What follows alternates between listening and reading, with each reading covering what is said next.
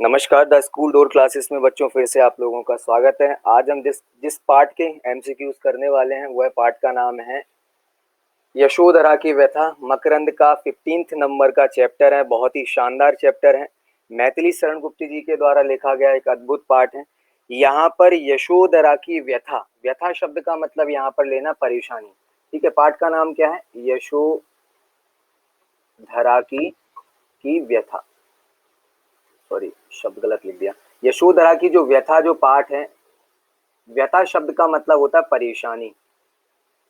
तो यहाँ पर यशोधरा को जो परेशानी हो रही है वो विषय में बताया गया है। यहाँ पर यशोधरा कौन है, क्या है, इनको क्या परेशानी हो रहा है, थोड़ा सा मैं ओवरव्यू दे देना चाहता हूँ। ये जो यशोधरा है ये राजा सिद्धार्थ की पत्नी है। ठीक है, राजा सिद्धार्थ की पत्नी है। यही राजा सिद्धार्थ आगे चल के गौतम बुद्ध के नाम से फेमस होते हैं। ठीक है, और यहाँ पर ये बताया गया कि राजा सिद्धार्थ संसार की अनित्यता, क्षणभंगुरता,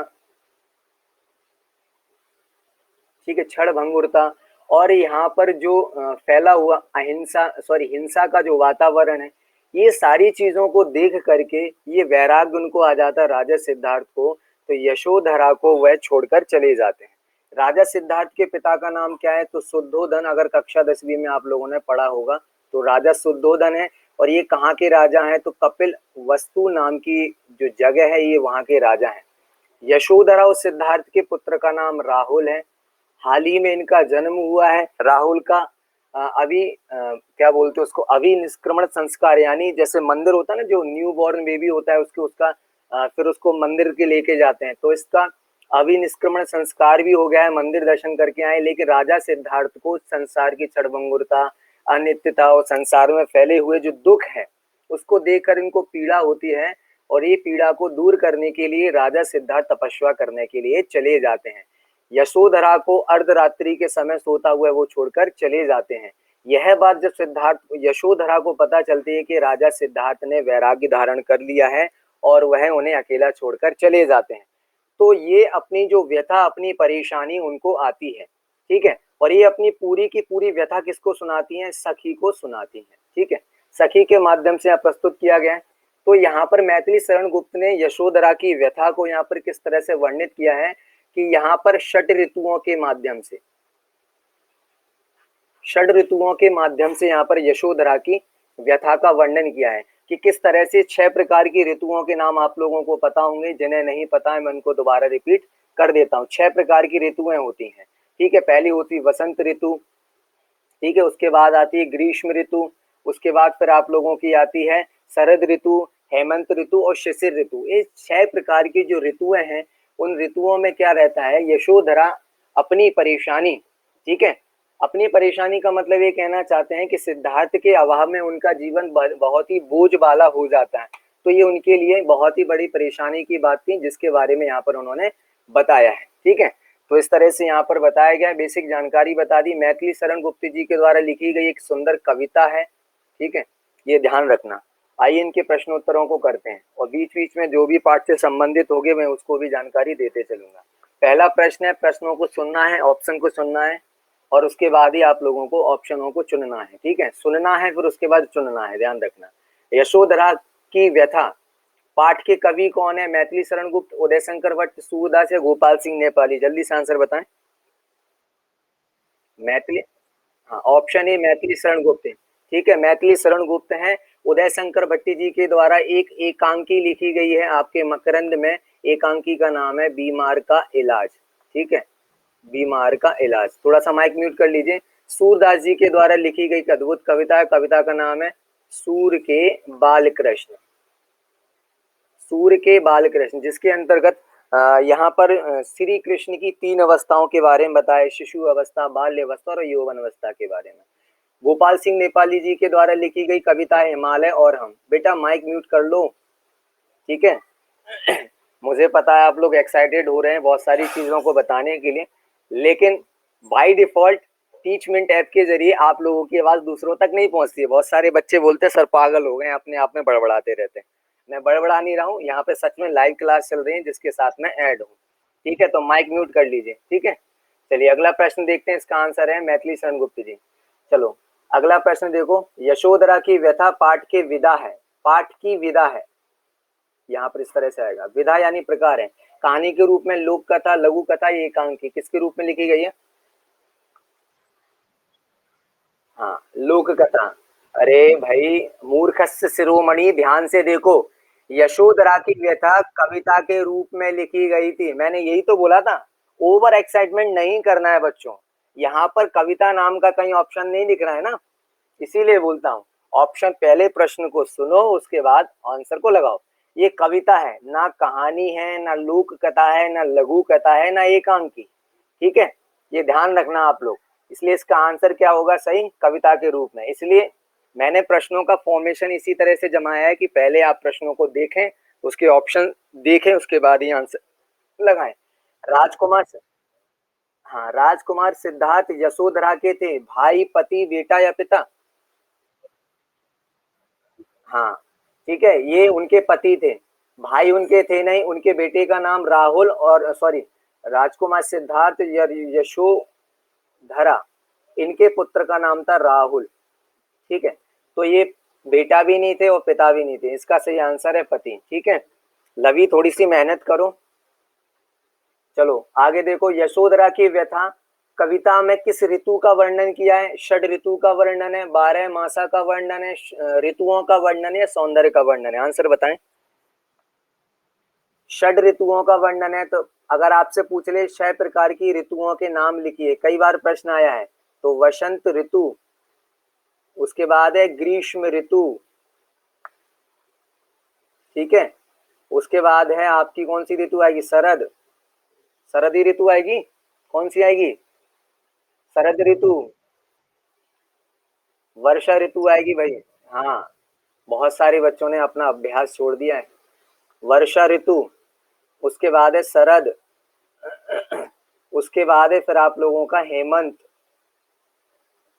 उसके बाद है आपकी शिशिर। ये 6 प्रकार की ऋतुएं हैं, याद रखना, ठीक है। ये कई बार प्रश्न आता है 2 नंबर में या 3 नंबर में, 6 प्रकार की ऋतुओं के नाम लिखना है, तो ये क्रम रहेगा।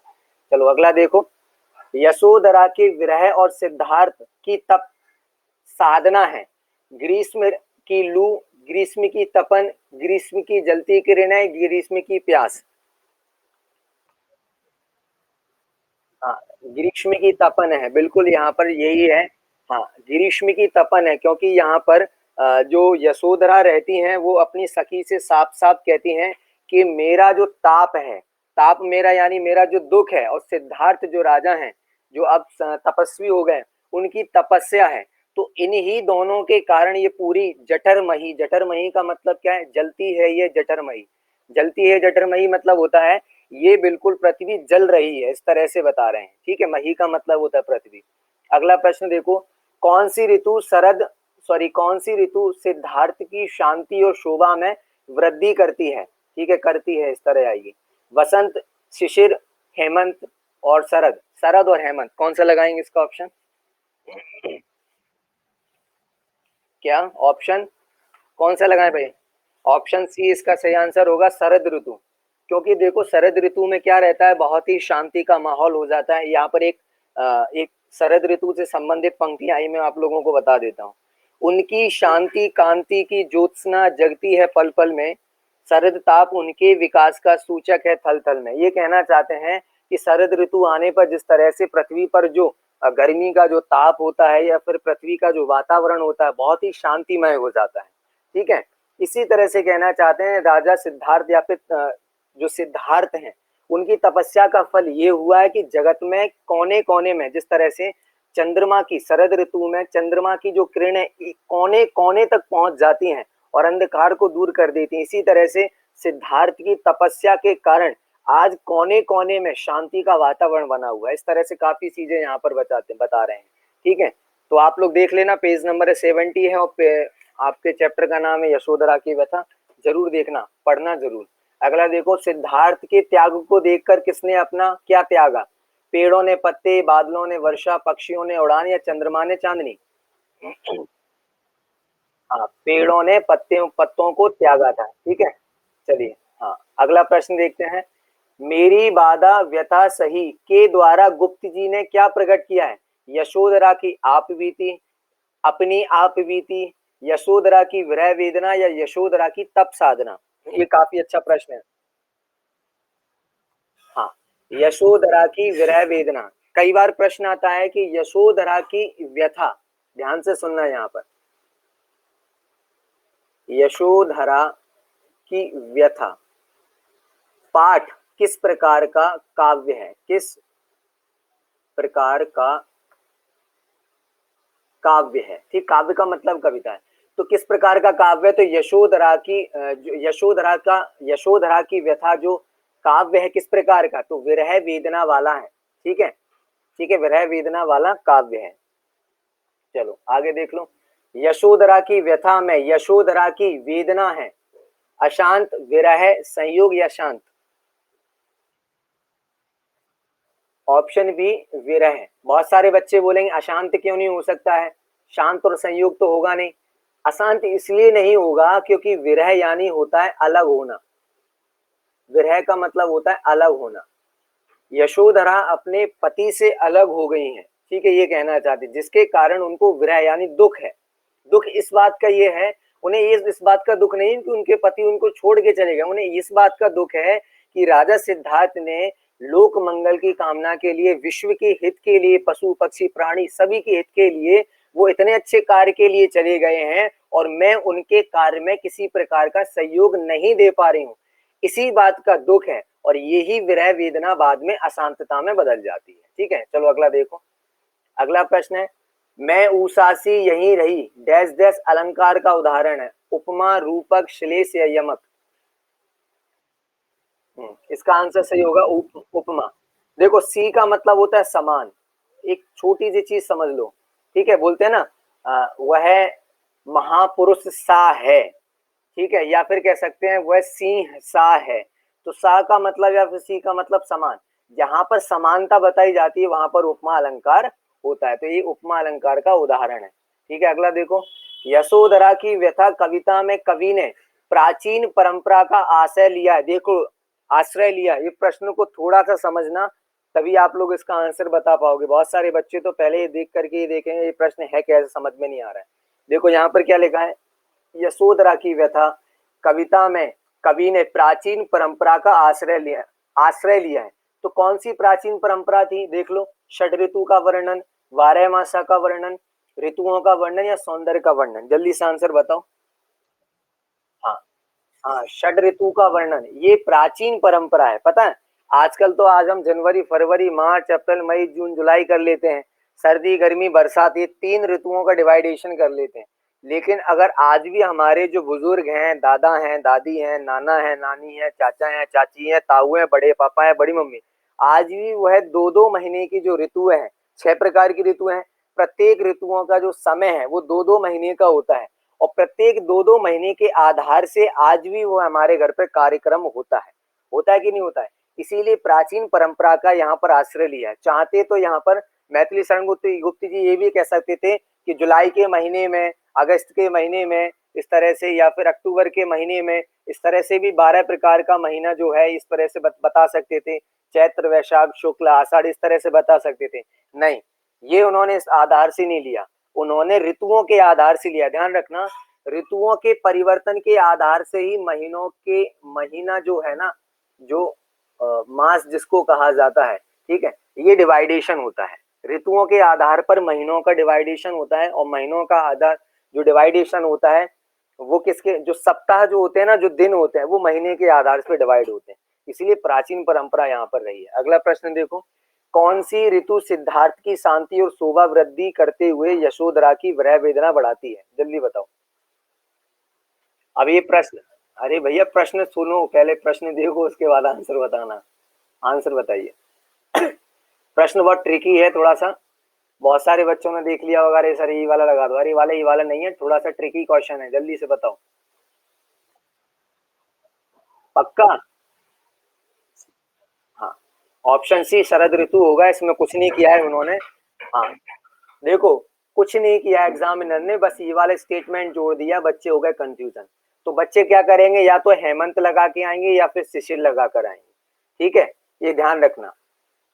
शरद ऋतु, क्योंकि देखो शांति की बात कर रहे हैं ना, देखो एक तरफ तो सिद्धार्थ ने क्या किया है, सिद्धार्थ की तपस्या के कारण पूरे विश्व में शांति फैल गई। एक बात ध्यान से समझना, लेकिन यह शांति पूरे विश्व में फैल गई है, फिर भी यशोधरा को यह शांति प्राप्त नहीं हुई, सुकून नहीं मिला है। ये यहाँ पर इस तरह से बताया गया है, ठीक है। इसीलिए इसका सही आंसर क्या होगा आपका, शरद ऋतु। ठीक है, अगला प्रश्न देखो क्या है। रिक्त स्थानों की पूर्ति करनी है विकल्पों के आधार से। यशोधरा की व्यथा में यशोधरा की डैश डैश वेदना है, अशांत या फिर विरह? विरह, बिल्कुल विरह इसका सही आंसर है। मैं ऊषा ऊष्मा सी यहीं रही, डैश डैश अलंकार का उदाहरण अभी मैंने बताया था, कौन सा है, उपमा। बहुत सारे बच्चे बोलेंगे सर रूपक क्यों नहीं हो सकता है, यहाँ पर समानता की बात कर रहे हैं, ठीक है, इसीलिए यहाँ पर उपमा है।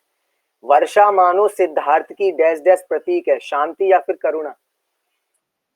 हाँ, करुणा। देखो यहाँ पर करुणा इसलिए बताया गया कि जिस तरह से बारिश होती है ना, इसी तरह से सिद्धार्थ की आंखों में से आंसू आया करते थे। यहाँ पर एक पद भी आया, मैं बता देता हूँ पढ़ के।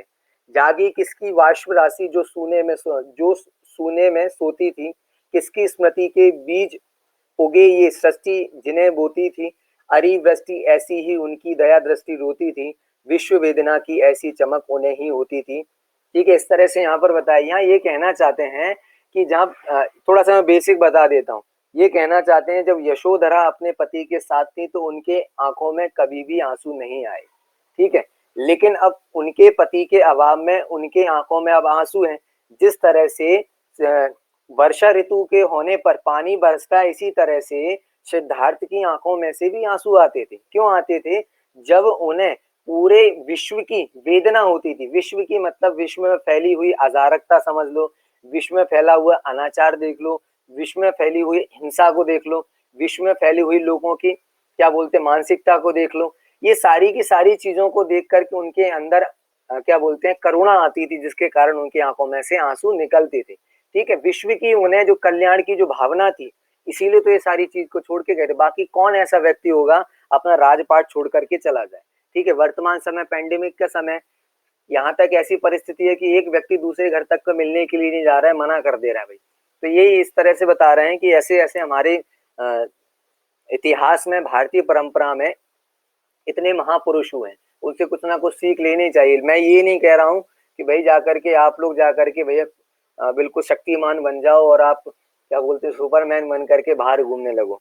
अभी परिस्थिति ऐसी नहीं है, फिर भी फोन पर तो हालचाल पूछते रहना चाहिए। ठीक है, जागी किसकी वाष्प राशि जो सूने में रोती थी या सोती थी? सोती थी। ठीक है, रोती थी नहीं, सोती थी। पंक्ति पूरी करनी थी, अभी मैंने बताया था ना, जागी किसकी वाष्प राशि जो सूने में सोती थी। यहाँ पर ये बताना चाह रहे हैं कि जिस तरह से सिद्धार्थ जब उनके साथ थे तो उनकी आंखों में कभी आंसू नहीं आते थे। ठीक है, तो आए नहीं तो इसका मतलब है यहाँ पर इस तरह से बताया गया। अगला देखो, यशोधरा ने अपनी व्यथा अपनी से कही, दासी या सखी? अपनी सखी से कही है, अपनी मित्राणी से कही है, दासी से नहीं की, ध्यान रखना। अगला प्रश्न देखो, यशोधरा की व्यथा में षड ऋतुओं के चित्र हैं। प्रश्न बहुत अच्छा है, सत्य है असत्य? यह कथन सत्य है। चित्र बोलो या षड ऋतुओं का वर्णन बोलो, एक ही चीज है। शरद ऋतु सिद्धार्थ की करुणा है, यह कथन असत्य है। ठीक है, शरद ऋतु तो उनकी शांति का प्रतीक है। ठीक है, और करुणा का प्रतीक कौन सी है? वर्षा ऋतु, ये ध्यान रखना। यशोधरा का विरह अडिग है, यशोधरा का विरह अडिग है, यह कथन सत्य है। अडिग का मतलब है जो जैसा था वो वैसा बना रहना, डिगना मतलब होता है अस्थिर होना, अडिग का मतलब होता है स्थिर होना। देखो ऐसा तो नहीं है कि सिद्धार्थ अब वापस आएंगे, अब वापस नहीं आएंगे, क्योंकि उन्होंने वैराग्य को धारण कर लिया है। अब वो एक तपस्वी है, इसीलिए अब वह ग्रस्त जीवन में वापस नहीं आएंगे, इसलिए उनकी जो विरह वेदना है वो अडिग है। अगला देखो, यशोधरा की व्यथा संयोग श्रृंगार रस में है, ये मैंने पढ़ाया था आप लोगों को। यह कथन कैसे, सत्य या असत्य? यह कथन असत्य है। देखो, श्रृंगार रस जो होता है वो दो प्रकार का होता है। श्रृंगार का मतलब होता है, श्रृंगार का मतलब होता है रति। रति का मतलब बोलो, प्रेम बोलो, सजावट बोलो, ये सारी की सारी चीज इसके अर्थ में होते हैं। तो संयोग दो प्रकार का होता है, एक होता है संयोग, एक होता है वियोग। जब नायक और नायिका मिलते हैं आपस में, ठीक है, जब नायक और नायिका बहुत दिनों के बाद मिल रहे हैं या फिर बहुत दिनों बाद आए हैं, तो वो संयोग श्रृंगार के बाद संयोग श्रृंगार का उदाहरण है। जैसे आप लोगों ने काफी फेमस एग्जाम्पल सुना होगा, जब श्री कृष्ण काफी दिनों के बाद मथुरा वापस आते हैं, सॉरी गोकुल वापस आ जाते हैं, तब वहाँ की गोपियां क्या करती हैं, उनकी जब श्री कृष्ण होते हैं, जब वो किसी नदी के किनारे बैठे होते तो मुरली बजा रहे होते हैं, तो उनकी मुरली को छुड़ा लेती है, तो उनसे मिलने के लिए जाती हैं। तो इसको इस संयोग श्रृंगार का उदाहरण है। एक यहाँ पर एक उदाहरण भी आता है, बतरस लाल लाल की मुरली धरी लुकाए, ये ठीक है, इस तरह से यहाँ पर बता रहा हूँ। वियोग श्रृंगार का उदाहरण है ये, वियोग श्रृंगार का ये जो लिखी गई है, जो यशोधरा की व्यथा, ये वियोग श्रृंगार है। यहाँ नायक और नायिका बिछड़ गए हैं, अलग अलग हो गए हैं, इसलिए ये वियोग श्रृंगार। एक काफी फेमस और भी एग्जाम्पल है, श्री राम जब माता सीता से जब अलग हो जाते हैं, या फिर कह सकते हैं माता सीता श्री राम से अलग हो जाती हैं, तब श्री राम बहुत व्याकुल हो जाते हैं। तब उसके ऊपर एक लिखा गया काव्य है, कविता है, उसकी पंक्ति मुझे याद है, अभी किसके द्वारा लिखी गई है मुझे नहीं पता। उसमें इस तरह से बताया गया है कि श्री राम जंगल के छोटे छोटे पशु पक्षी जीव जंतु कीड़े मकोड़े सबसे पूछते हैं, क्या पूछते हैं कि हे खग मृग हे मधुकर श्रेणी तुम देखी सीता मृग नयनी। इस तरह से पूछते हैं कि हे पक्षी, हे मृगराज, ये सारे के सारे पशु पक्षी, क्या तुमने मेरी सीता को देखा है। इस तरह से यहाँ पर पूछा जाता है। तो ये जो उदाहरण है, ये जो यशोधरा की व्यथा, ये संयोग का नहीं बल्कि वियोग श्रृंगार का उदाहरण है। ठीक, अगला देखो, यशोधरा की विरह ग्रीष्म की तपन है। यशो यह कथन सत्य है या फिर असत्य है, जल्दी से बताओ। यह कथन बिल्कुल सही है, स्टेटमेंट सही है, यह कथन सत्य है। इस तरह से ये बताया गया है, उन्होंने इस तरह से स्टार्ट किया, मैं बताता हूँ किस तरह से स्टार्ट किया। पेज नंबर 69 पे देखोगे तो स्टार्ट यहाँ से किया है कि सखी वसंत से कहाँ गए वे, मैं ऊष्मा सी यहीं रही, मैंने ही क्या सहा, सभी ने मेरी बाधा व्यथा सही। इस तरह से कहना चाहते हैं कि जिस तरह से वसंत का मौसम आता है तो चारों ओर खुशहाली का माहौल हो जाता है, चारों ओर हरियाली हो जाती है, ठीक है, वृक्ष पर नए नए पत्ते आने लगते हैं, वृक्ष पर नए नए पशु पक्षी आकर के अपना एक रैन बसेरा बना लेते हैं, घोंसला बनाते हैं, सारी चीजें कर लेते हैं। तो ये कहना चाहते हैं, यशोधरा अपनी सखी से कहती हैं कि मेरे जीवन में वसंत ऋतु के समान ऐसे सिद्धार्थ अब चले गए हैं, अब मैं ग्रीष्म ऋतु के समान यहीं पर जल रही हूँ। जल रही का मतलब मैं ग्रीष्म ऋतु के समान हो गई हूँ। गर्मी के आने पर क्या होता है, लोगों को चिढ़ होती है, लोगों को धूप से परेशानी होने लगती है, ठीक है, थोड़ा सा माहौल स्वभाव रूखा सा हो जाता है, चारों ओर वातावरण में शुष्कपना आ जाता है, ठीक है, और गर्मी ज्यादा सताती है। तो इस तरह से ये चीजें बताई गई हैं, ठीक है। तो आप लोगों को बताया, वैसे कोशिश ये करना, बहुत सुंदर पाठ है, शब्दों का चयन मैथिली शरणगुप्त जी ने बहुत ही सुंदर तरीके से यहाँ पर किया है, और शब्द कठिन नहीं है, शब्द बहुत सरल है। अगर आप पढ़ते भी जाओगे ना तो बहुत सारी चीजें क्लियर भी होती जाएंगी। बस आपको एक ही काम करना है, काम ये करना है, आपके पास पर्याप्त समय है तो आप लोगों को पढ़ाई करनी है, थोड़ा थोड़ा पढ़ते चलो। और जब तक अभी निर्णय नहीं आ रहा है, बहुत सारे बच्चों के अभी भी मैसेज आते हैं, डीएम करके पूछते हैं, इंस्टाग्राम फेसबुक, और बहुत सारे लोग तो मेल करके भी पूछते हैं कि सर हमारे पेपर होंगे कि नहीं होंगे। तो मैंने उनसे बोला कि पेपर तो होंगे सर, किस माध्यम से होंगे। मैंने बोला कि जिस भी माध्यम से होंगे उस माध्यम में आप लोगों को इसी तरह से प्रश्न पूछे जाएंगे। तो सर हम पढ़ें या नहीं पढ़ें, तो मैंने उनसे बोला ये तो आपका ये विकल्प है कि आपको पढ़ना है कि नहीं पढ़ना। बाकी तो यही है कि आपको पढ़ना चाहिए, समय पर्याप्त है। तो फिर अगले एक बच्चे ने बहुत अच्छा प्रश्न किया, सर हम पूरी चीज तो अब पढ़ नहीं सकते, तो हम कैसे पढ़ें। तो उनके लिए एक सिंपल सा मैं आप लोगों को एक चीज बता देता हूँ। पूरी चीज नहीं पढ़ सकते हो तो पुराने ओल्ड पेपर्स को उठा लो, अनसॉल्व पेपर उठा लो या फिर सॉल्व पेपर उठा लो, 3 से 4 साल के पेपर उठा लीजिए, उनको सॉल्व कर लीजिए, काफी पर्याप्त है। और आप लोगों की लगभग 85% आप लोगों की उसी से तैयारी हो जाएगी, ठीक है। तो आज के लिए बच्चों इतना ही। बाकी हमारे और भी प्लेटफॉर्म है जहाँ से आप लोग जुड़ना चाहते हो, इंस्टाग्राम है, टेलीग्राम है, फेसबुक है, व्हाट्सअप नहीं, फेसबुक है। और आप हमसे डायरेक्ट क्लास भी लेना चाहते हैं, निःशुल्क क्लासों में आप लाभ लेना चाहते हैं, इन सारी की सारी जानकारी वीडियो के डिस्क्रिप्शन में है। आज की क्लास में बच्चों इतना ही, फिर मिलेंगे अगली वीडियो क्लास में। तब तक आप स्वस्थ रहो, खुश रहो और मस्त रहो।